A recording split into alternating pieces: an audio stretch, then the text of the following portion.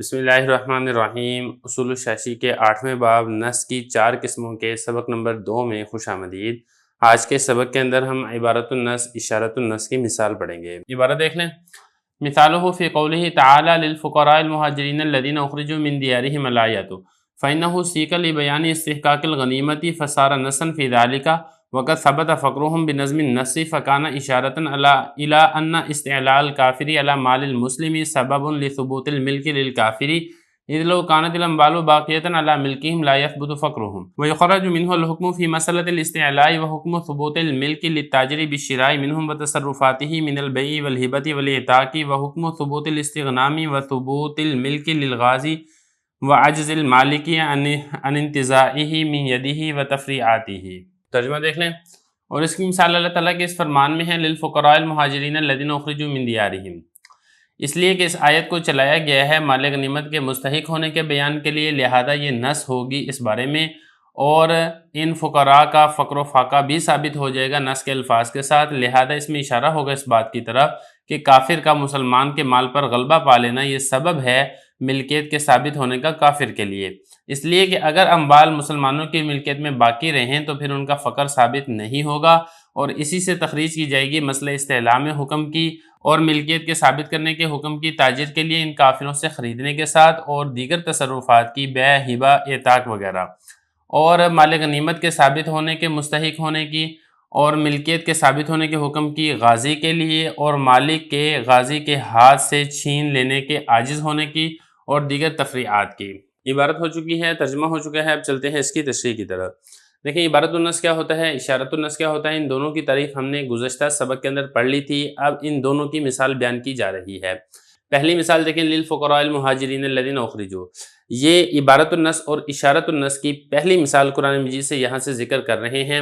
اصل میں یہ جو آیت ہے اس کا مطلب یہ ہے کہ غنیمت کا مال ان فقراء مہاجرین کے لیے ہے جنہیں ان کے گھروں سے نکالا گیا ہے۔ اب یہ جو آیت ہے اس آیت سے 2 حکم سمجھ میں آ رہے ہیں۔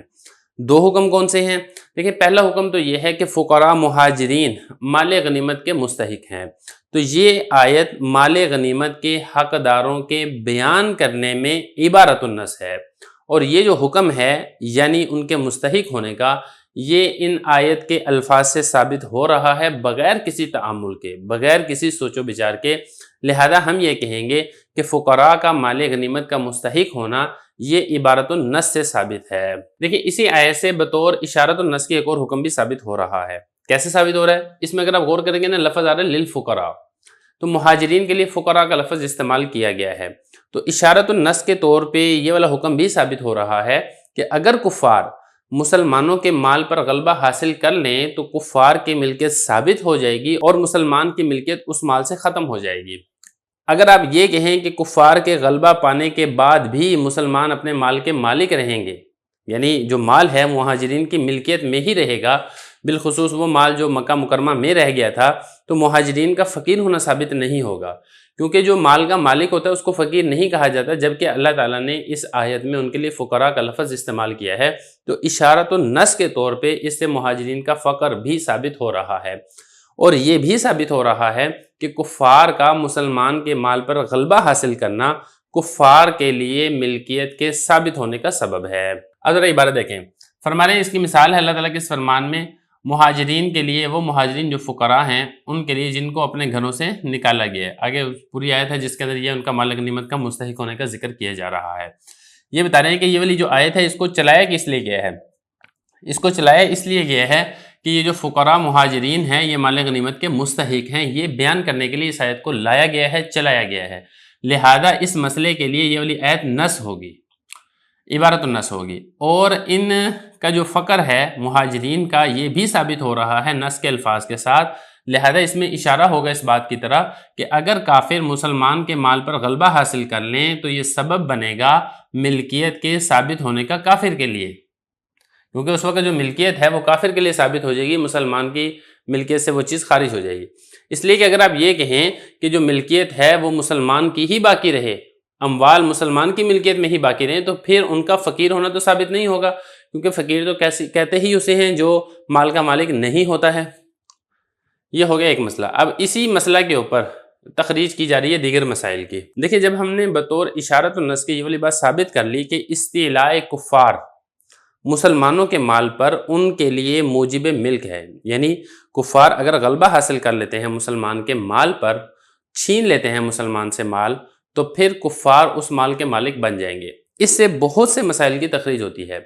اشارۃ النص کے اعتبار سے یہ مسئلہ ایک یہ بھی ثابت ہوتا ہے کہ اگر کفار نے مسلمان کے مال پر غلبہ پا کر اسے دارالحرب منتقل کر دیا، اپنے ملک کے اندر لے گئے، تو حنفیہ کے نزدیک کفار اس مال کے مالک بن جائیں گے، جبکہ شوافی کے نزدیک کفار کا غلبہ حاصل کرنے سے کفار کے لیے ملکیت ثابت نہیں ہوگی۔ ایک تو یہ والا مسئلہ اس سے ثابت ہو رہا ہے۔ دوسرا مسئلہ اس سے یہ بھی ثابت ہو رہا ہے کہ کفار نے جب مسلمان کے مال پر غلبہ کر لیا اور اس کو دارالحرب میں منتقل کر دیا تو کفار اس مال کے مالک بن گئے۔ اب اگر کسی تاجر نے اس کفار سے یا اس کافر سے اس مال کو خرید لیا تو تاجر اس مال کا مالک بھی بن جائے گا اور جو ملکیت ہے وہ تاجر کے لیے ثابت بھی ہو جائے گی۔ کیوں؟ کیونکہ وجہ یہ ہے کہ اس تاجر نے ایسے لوگوں سے مال خریدا ہے جو اس مال کے مالک تھے،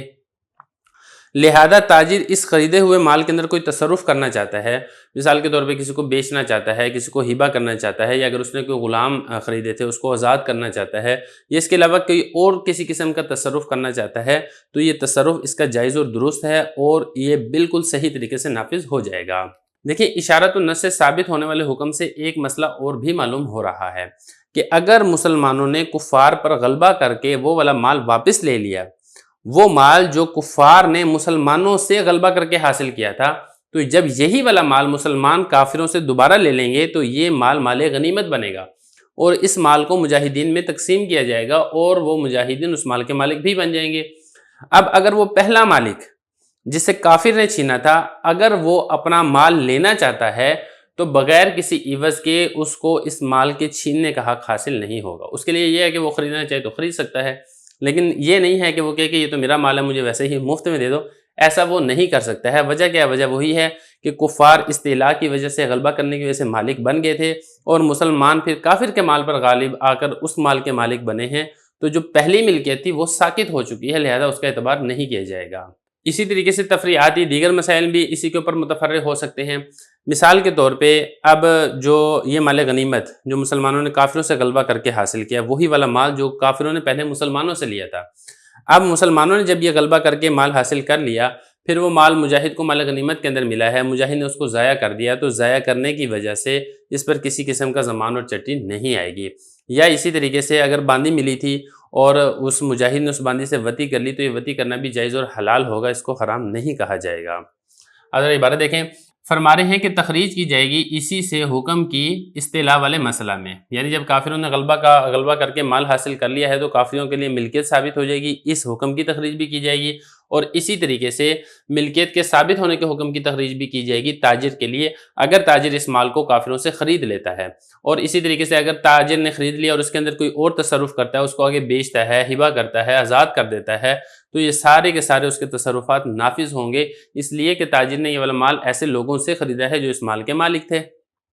اور اسی طریقے سے اس میں اس حکم کی تخریج بھی کی جائے گی مال غنیمت کے ثابت ہونے کے حکم کی، کہ اگر مسلمانوں نے یہی والا مال کافروں سے دوبارہ لے لیا غلبہ کر کے تو اس مال کے اندر مال غنیمت جاری ہوگی، اور اسی طریقے سے غازی کے لیے ملکیت ثابت ہوگی۔ اب جو مجاہدین جو غازی ہیں جنہوں نے جنگ کے اندر فتح حاصل کی ہے، اب مال غنیمت اگر ان غازیوں کے اندر تقسیم ہوتا ہے تو غازیوں کے لیے بھی ملکیت ثابت ہو جائے گی، اور جو پہلے والا مالک تھا وہ ان غازیوں کے قبضے سے اپنے مال کو چھین نہیں سکتا ہے۔ اور دیگر مسائل کی بھی اس کے اوپر تفریق کی جائے گی۔ میں نے آپ کو بتا دیا ہے کہ اگر یہ والا مال ہے غازی کے ہاتھ سے ہلاک ہو جاتا ہے تو غازی پر کسی قسم کی ضمان نہیں آئے گی۔ اسی طریقے سے اگر غازی